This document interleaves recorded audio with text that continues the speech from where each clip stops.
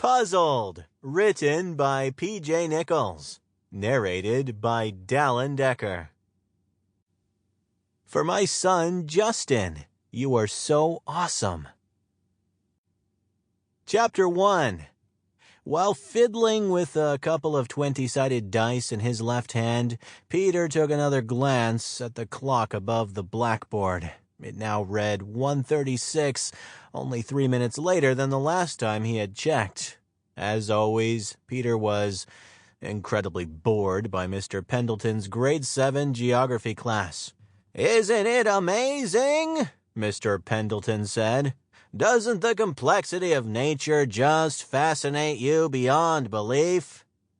Peter's teacher seemed obsessed with taking simple and easy concepts and stretching the explanations as long as humanly possible.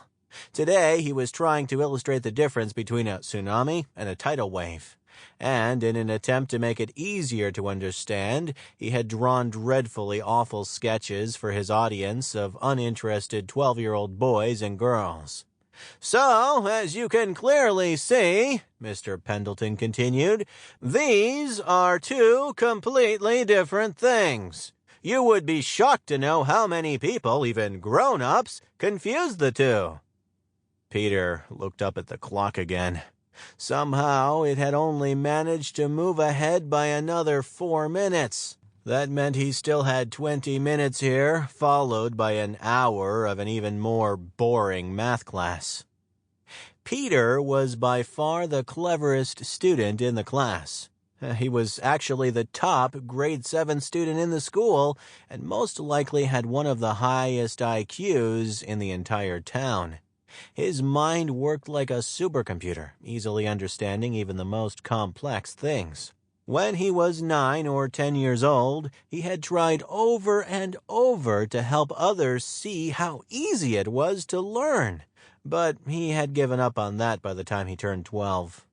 Since school provided nothing interesting or challenging for him, he kept his mind busy by playing complex games and solving puzzles and riddles at home.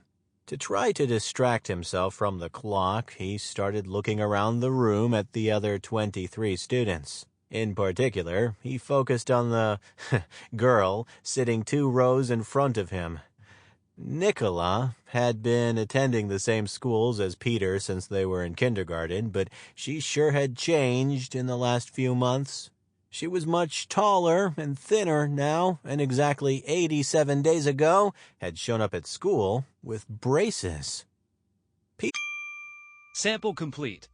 Ready to continue?